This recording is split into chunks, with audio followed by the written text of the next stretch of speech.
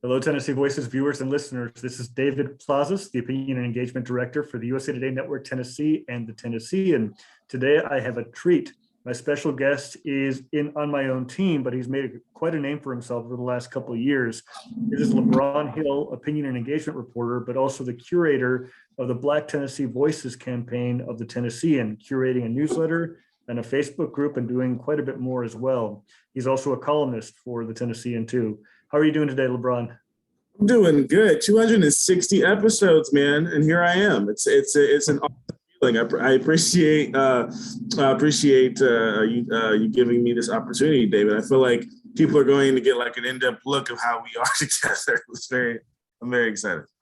Yeah, for the audience, LeBron and I talk pretty frequently, so we get a chance to chat and joke and discuss, but also discuss very serious topics. You know, for example, you have had some very profound columns on a variety of issues, ranging from country music to racism, police and police brutality issues. But I'd like to start with your most read column of 2021, and that was after Morgan Wallen, the country superstar, had been filmed saying the N-word on TMZ. It caused quite a reaction. And I'd let you get your thoughts of, you know, how do you feel about having written what you did, and a year later or so, you know, what's happened?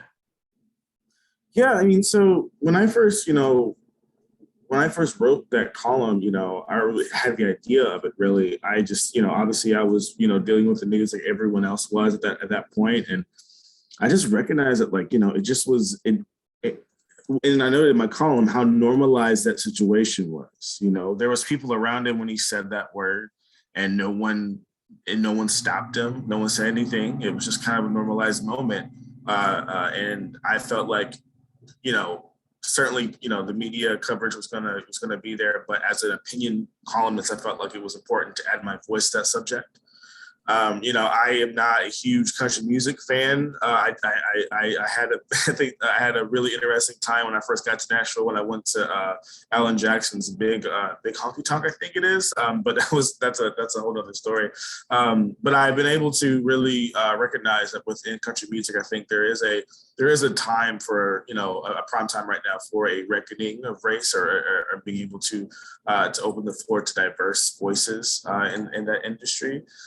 You know, again, you know, going to your point of, you know, a year since that column, you know, I think I've recognized that, you know, I think a lot of people are primed for it. I think a lot of artists that I've been able to talk to and I've been able to read, you know, columns from, like Reese Palmer, Darius Rucker, they really have been in this industry and in Nashville for years. And they're just now getting not just their shine, but their just due in terms of their, you know, the radio time, or whether it be just being able to acknowledge their Blackness in a way that is comfortable, you know, in that space. So a lot of stuff has happened in a year, but I definitely think that there is more, you know, more opportunity for change. I mean, one of the last columns I did for 2021 was about, you know, country music and how, you know, how a lot of country music artists feel like they're, you know, tokens no more. And in that piece, I wrote, you know, about how, you know, even though that might be where things are going, like you still have situations like Mickey Guyton, you know, singing about, you know, her song about, you know, don't touch my hair, and the meaning behind that, you know, being an African-American woman and people, you know, coming up and touching her hair. And then after she performed that at the CMAs, she had someone come up and touch her hair. So a lot of in-depth things still happen, you know, to this, even though we're going through this reckoning, as people coin it. So, you know, I think it's always about keeping yourself, you know, focused into what really matters, and also always, because to me, any type of racial reconciliation is a transformative experience. It's not just something that happens once you know, feel bad or you feel upset. It's about being able to actually say, hey, how do I make this? How do I break down these notions or these macroaggressions that I have and build to something better? Thanks so much for sharing that. And of course, you know, we were working on Black Tennessee Voices before the murder of George Floyd, but that really accelerated that. And you wrote a column as part of a series of Black Voices back in June of 2020 about why it's important to continue talking about racism and why it's not just in your head. And could you talk a little bit about that? Because it seems today, if you see surveys, people are having fatigue, whether it's racism fatigue or fatigue over seeing the events of the murder of George Floyd. How do you work those things out in your head? Well, I think it's really important to understand that, like, for, people who have fatigue, I feel like aren't Black people or like people of color who have to deal with this on a daily basis. Like, I think for a Black person, there is really no fatigue. It's just kind of something that is a part of what we do in a daily basis, because it really is just, again, that's kind of the nature, that's kind of been how the culture has, the American culture has kind of been, where we either have to be the ones to, to raise our hand or to be the ones to speak during Black History Month, because no one else, everyone, I always remember being a Black kid in school and having an awkward moment where, like, they talk about something about slavery or, African-American history, and everyone just looks at me to be the one that, like, talks about, those issues or whatever. So it's very much like, so again, getting off my tangent here, I think that it's important to understand that, when it comes to fatigue, we have to understand that, the journey, it's a journey, right? You have to pace yourself, right? I mean, I know for me, I read a lot of columns about race and about, social justice. And one of the things I have to learn is that I have to pace myself. If I write a column that might be very heated or very much centered around race, I know that I will probably need to, relax at home, not watch anything based on race or anything like that. So it's about being able to recognize, like with anything, you have to pace yourself. You have to understand what's out there, what you consume, right? So I feel like it's one of those things where if that race conversation brings, you discomfort, or it might be a little bit uncomfortable, what brings you comfort? How can you balance that? It's all about balance, I feel like, because these conversations, this current movement of civil rights in our country, it's necessary. It's very needed. And so I think it's important to understand that, like, fatigue, just like within any other thing, whether it be running or any other type of academic learning or whatever, you have to pace yourself. So I believe that, if it answers your question, it's all about balance. It's all about being able to maintain a healthy routine. Thank you. One of the articles I read, or opinion columns I read recently in the Washington Post, was by Jonathan Capehart, and he is an African-American man who talked about fatigue amongst young African-American voters. He had heard from young people who said, the promises of the Biden administration have not been fulfilled, so we might just not turn out at the voting booth. Have you heard anything similar to that? And how do you address those concerns about how Black people are feeling today in terms of the promises that have been made and how they're supposed to engage in the public square?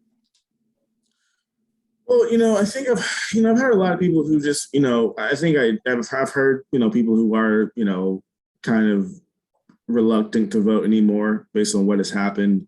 I think it's really, I think it's one of those things where I think it's important for us to recognize that, voting is going to be, is to me, in my belief, as someone that, was a big, American Revolutionary nerd, who was a big, patriotic nerd, like I recognize that voting is probably one of the best ways to, to voice your opinions, your thoughts, and your values.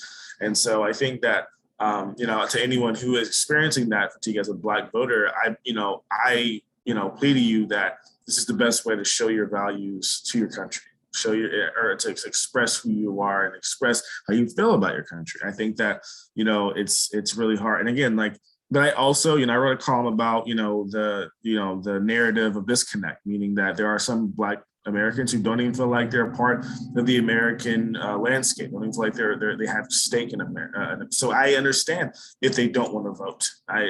Quite honestly, I understand that it's hard to see, especially in Tennessee, where there is majority, white, representatives and state senators, state representatives that don't look like them and don't share in their values. And, some Black people, I understand why you don't want to vote for them or don't feel like, you should, you don't feel like, hearing what they have to say because you kind of know that they're not, pointing in your direction. So I think that's very valid. And, but again, it's about being able to figure out, going back to my first point, what are your values? And recognizing that the best way to do that, in my opinion, is to vote. So. We're at the point of the discussion, I always like to ask guests if they would share what they've been doing for their own self-care. What are you reading, streaming, watching, doing, just to stay sane and well? Well, as I said before, I usually try to do something that's like very opposite of like, what I do at work. So I'm a big Star Wars fan, as you know, got a Star Wars lightsaber right here. I like watching The Mandalorian. They just came out with the Book of Boba Fett. Disney Plus did a couple weeks back. So been watching that, getting my nerd on. Just kind of, and I like to read. I was reading, I started a book club here at the Tennessean University in the Inclusion Task Force. So I've been reading a couple of books through that. What book was it? Clara and the Sun was a really good book. It was a nice book that we did for the book club. And then recently I've been reading Shogun I forgot the author's name, but it's a really nice piece. I love Japanese culture as well, so I've been able to read that and just kind of let my mind just go in different areas and just learn, so. Well, thanks so much for sharing that. And this is one of the things that we first talked about when you joined the Tennessean was superheroes and the Marvel superhero universe and Spider-Man and all those things. I grew up with a comic book, so that was one thing that was a lot of fun. My first comic book actually was an Iron Man comic book that I bought for 10 cents. So that was a long, long, long time ago. Yeah. Wow, that's super cool, man. I feel like that's so awesome. Like, isn't it funny though? Like when you buy those things when you're a kid, you don't recognize that they're going to be worth like thousands of dollars when you get older. Like I had so many things that I see in these. Like I go to the Great Escape here in Nashville, and I see all these comic books and they're worth $100, and I'm like, I had that when I was a kid, and I didn't know they were going to be that much. So it's very interesting. Thanks for answering that. I'd like to get back to just your career and the work that you're doing. For people who are watching the show and may not be familiar with Black Tennessee Voices, could you talk a little bit about what it is and what you've been doing?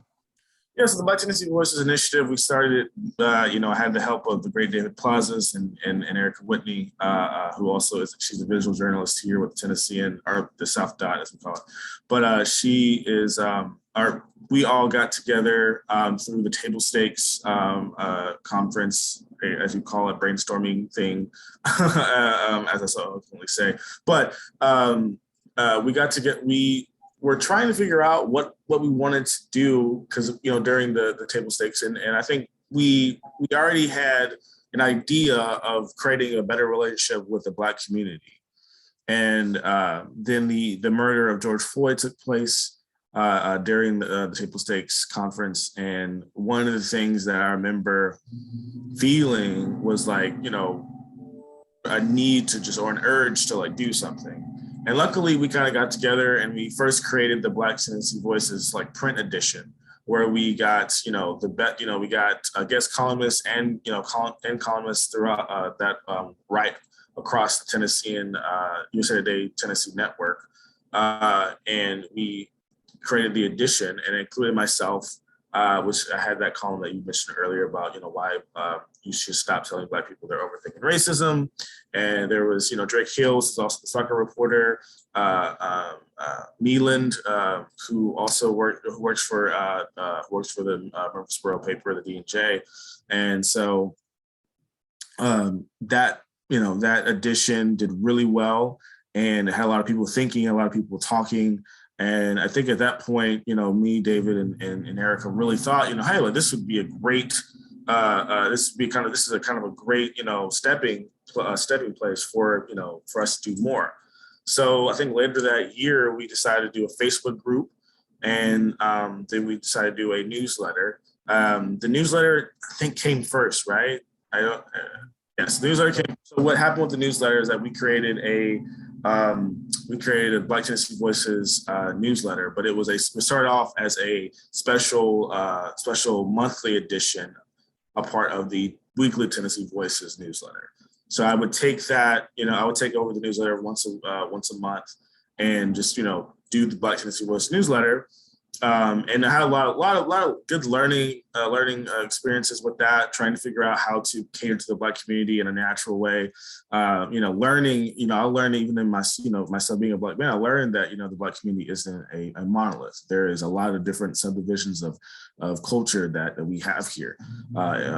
So then we did that. It did really well. We were able to later on launch that as its own independent newsletter that I curate weekly, obviously. And then, so the Facebook group, it started in November 15th, 2020. Yeah. If I get it right. And then that started off with 4 members, which was just me, you, Erica, and Dustin Barnes, who also worked with us during Table Stakes. And I remember being like, okay, well, we have to just kind of push it. And I remember trying to think, how are we going to be able to build, a membership here in this group. And luckily, you and I got together and we started emailing people and fast forward to now, we have over 300 members in the Facebook group. And, I've been able to do live conversations in the group, which you can also see at the Tennessean, see the Tennessean website. If you just Google Black Tennessee Voices live Facebook conversations. So, yeah, it's awesome to see where it was a year ago and to see where it is now. I've been blessed to really be a part of, a lot of great change here at the Tennessean, and it's also a team effort. I couldn't do it without David Plazas and Erica Whitney, who were really allies in this effort. So.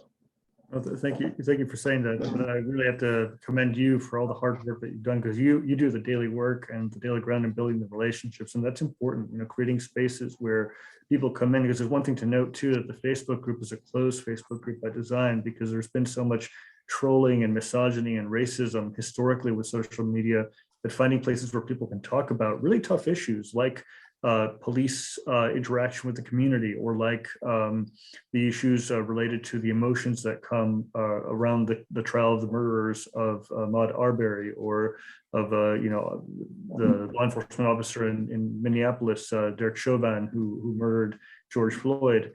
And again, those terms are now legal terms. They've been convicted of those crimes.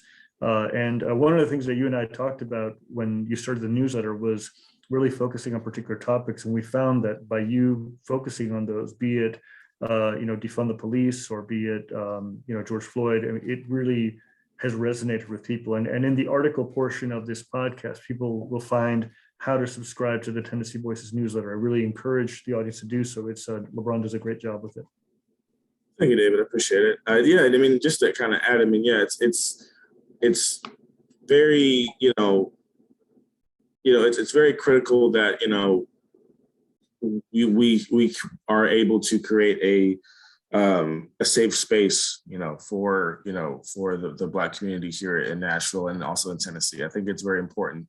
I think, as I usually I have a slideshow, and one of the things I talk about is the difference between, just normal Facebook interactions and being able to have a safe space, controlled space, like Black Tennessee Voices, and being able to see how important it is to have, to have a space where they know they can come to and just, be with people that they know, or being with people that they know that they feel comfortable around, right?